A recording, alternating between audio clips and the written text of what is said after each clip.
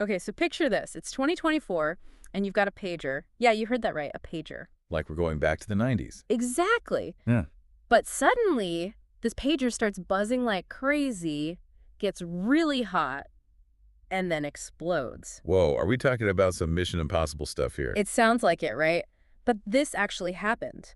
Today, we're going deep on a real story about exploding pagers, Hezbollah, and some seriously clever tactics. I think I do. You said it. We'll be using excerpts from this YouTube video analysis by Nitish Rajput. He breaks it down really well. All right, let's hear it. So, to get started, we need to go back to October 2023. Remember when Hamas launched that surprise attack on Israel? Yeah, that was a huge deal. The whole region was thrown into chaos, and here's where Hezbollah comes in. Right, because they've got a history with Israel, right? Well, take time. But it's like way more complicated than just a couple of groups fighting. Oh, absolutely. It's this like deep-rooted conflict that's been going on for generations. And the thing is, Hezbollah isn't just some small fry group causing trouble. They have actual political power in Lebanon. They've got members of parliament. They're a force to be reckoned with. Exactly. So when Hamas attacks, Hezbollah sees a chance, An opportunity. yeah, to take advantage of the situation. And remember, all of this is happening right after that devastating Hamas attack. So Israelis are on edge. Totally understandable. Like, everyone's terrified Hezbollah might strike next, and Netanyahu, he's under immense pressure to get things under control. I bet. I can't even imagine. So here's where it gets really interesting. Israel knows they're up against a tough enemy in Hezbollah. For sure. So they realize they got to get creative. And their solution: cyber warfare and pagers. Wait, pagers? Like the things doctors used to carry around. Yep. Those pagers. I mean, it's kind of genius, right? Totally. Like in a world obsessed with the latest tech, nobody suspects the pager. Exactly. It's the perfect way to fly under the radar. I'm picking up what you're putting down. Yeah. So how does this even work? Why are pagers so good for this kind of operation? Well, think about it. Pagers use radio frequencies, which are basically old-school radio waves. Right. And those are notoriously difficult to track. Ah, so it's like trying to find a specific grain of sand on the beach. Pretty much. They're practically invisible in the sea of modern communication signals. So they've got this plan to use pagers, but how do they actually, get them into Hezbollah's hands? Okay, so this is where it gets really, really interesting. Right. You can't just, ship them over. Exactly. What they do is they set up this whole fake company in Hungary. Hungary? Why Hungary? So Hungary's interesting. It's part of the EU, so it's really easy to do business there, right? Okay. But it's also known for being, super business friendly. Like, they're not asking a lot of questions. So it's perfect for, keeping things low-key. Exactly. Yeah. Low profile, nobody's really paying attention. And the company, they call it BAC Consulting. BAC Consulting sounds legit. Right. But here's the thing. They don't just, set up a website and call it a day. They go all out. What do you mean? They're creating this whole facade. They've got fake clients. They're making partnerships with actual pager companies. They even get this company, Gold Apollo. Hold on. Gold Apollo, as in, Yeah.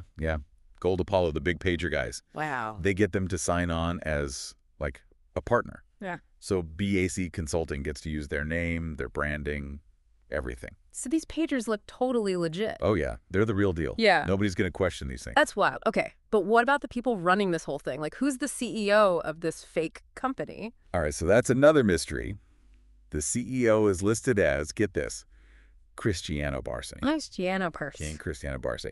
Now, nobody knows if she was in on it or just, an unwitting pawn. Ooh. And the best part, she disappears after the operation goes down. No way. Are you serious? It's gone. Vanished. This is straight out of a spy movie. Fake companies, vanishing CEOs, international intrigue. But we're still missing a piece of the puzzle. How do these rigged pagers actually end up with Hezbollah? Right. So this is where things get a little, let's say, unclear. Okay. The exact details are still top secret, but we know Israel had agents operating inside Lebanon. Like spies.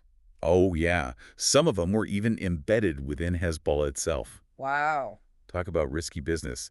These guys were masters of deception, slowly gaining trust within Hezbollah for years. So they use these relationships they built to convince Hezbollah that this BAC Consulting, this fake company, Is the real deal. that they're a trustworthy source for all their pager needs. Exactly. And remember, Hezbollah's leader had already warned his people about their phones being compromised. Oh, right, right. They were paranoid about that. Exactly. They wanted secure communication, so they thought they were being smart going off the grid, but But they walked right into a trap. bingo.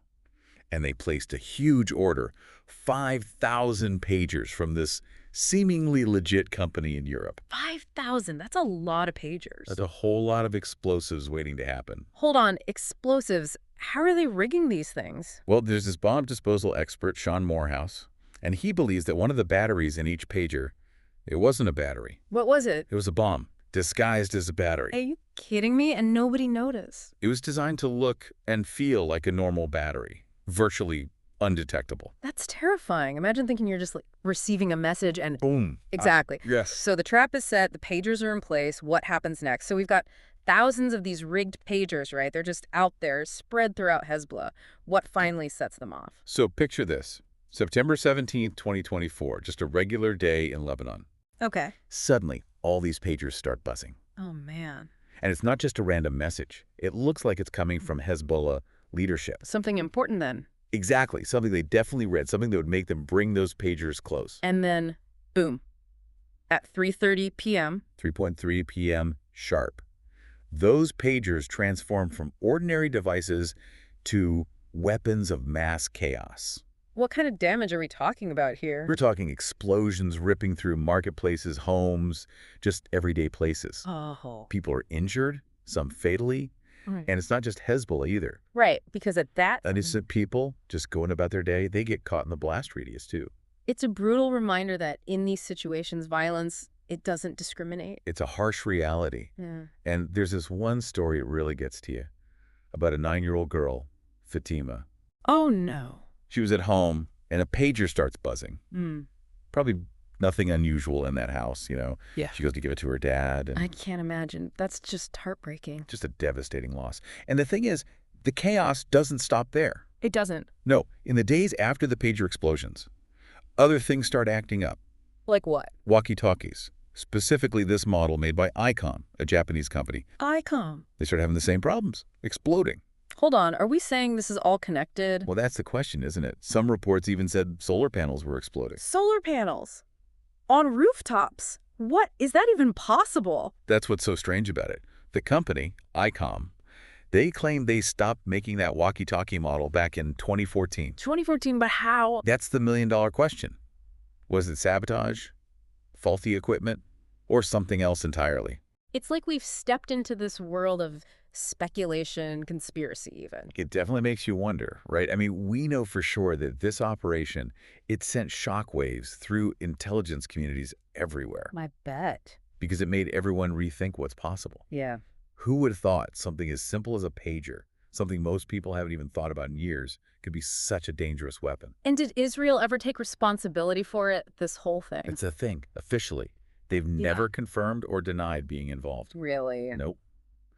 But their defense minister, Yoav Gallant, he released a statement afterwards. What did he say? He basically said that a new era of warfare had begun. Okay, see, now that's a little ominous, don't you think? Just a tad. Because it makes you think, like, what does that even mean? A new era of warfare. Right, like where do we go from here? What's next? And what about the ethics of all of this? Using technology in these ways, it's a whole can of worms. No kidding. I mean, this whole thing, this whole story, it's wild. Layers of deception, technological manipulation, those tragic consequences. That's a lot. It really makes you think about the future. Where do we draw the line with technology? And how can we even try to predict what happens next in warfare when things are moving this fast? It's definitely something to keep an eye on. It really is. And on that note, if you're as fascinated by this story as we are, don't stop here. The conflict between Israel and Hezbollah is deep and complex, going back decades. Do your own digging, explore different perspectives, and most importantly, keep asking questions. This is just the tip of the iceberg. Until next time, stay curious.